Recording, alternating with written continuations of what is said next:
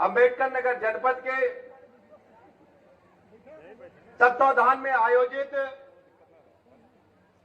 गरीब कल्याण सम्मेलन में हमारे बीच में उपस्थित हैं भारतीय जनता पार्टी के यशस्वी लोकप्रिय जिला अध्यक्ष आदरणीय डॉक्टर मिथिलेश त्रिपाठी जी,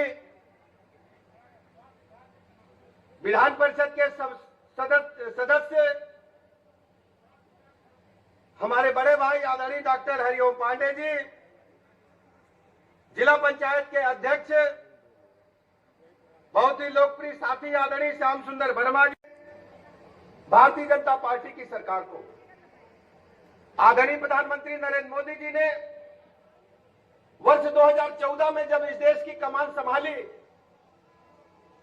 उससे पहले भारत को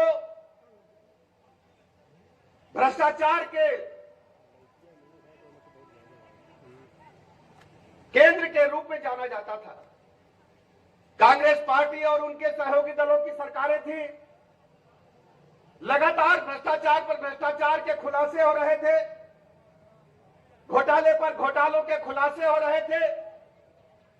कहीं 2G स्पेक्ट्रम गूंज रहा था, कहीं कोयला घोटाला गूंज रहा था, कहीं सेना के लिए बने मकानों में घोटाला हो रहा था।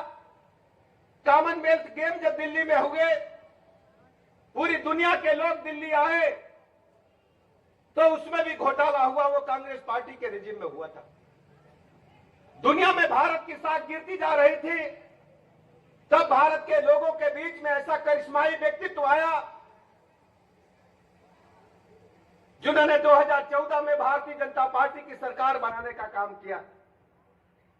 आदरणीय प्रधानमंत्री नरेंद्र मोदी जी के सामने दो बड़ी चुनौतियां थी।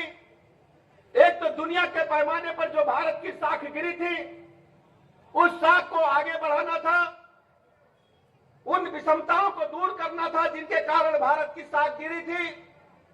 और दूसरी, आजादी के बाद जो भारत के नीति नियंत्रण में सपना देखा था, आम आदमी और गरीब कल्याण की योजनाएं लागू करके गरीब आदमी के जीवन में बदलाव लाने का काम आदरणीय प्रधानमंत्री नरेंद्र मोदी जी ने अपने शासनकाल में तय किया।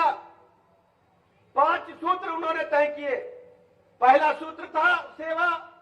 सेवा के माध्यम से हम गरीबों का मुख्य धारा में लाने का काम करेंगे। दूसरा, सुशासन, यानी कहीं भी भ्रष्टाचार नहीं होगा, कोई छोटा बड़ा नहीं होगा, जिसका जो भी हक होगा उसे मिलने का काम होगा। गरीब कल्याण हमें प्रमुखता से करना है, ऐसा आदरणीय प्रधानमंत्री जी ने तय किया था। और तीसरा, नवाचार तय किया था कि नए नए आविष्कारों के द्वारा दुनिया में भारत की साख को और ऊंचाई तक ले जाना है।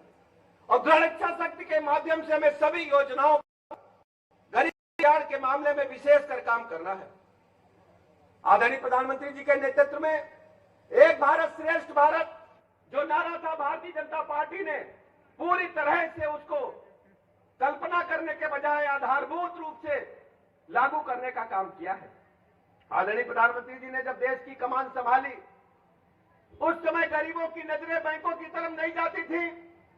बैंक बड़े आदमियों का, नौकरी पेशे वालों लोगों का कार्यालय हुआ करता था, वही लोग बैंक से लेन देन करते थे। आदरणीय प्रधानमंत्री जी ने जीरो बैलेंस के आधार पर गरीबों के जन धन खाते के माध्यम से खोलने का काम किया। 45 करोड़ 21 लाख ऐसे बैंक खाते खोले गए जो सिर्फ गरीबों को थे, जो जीरो बैलेंस के आधार पर खोले गए।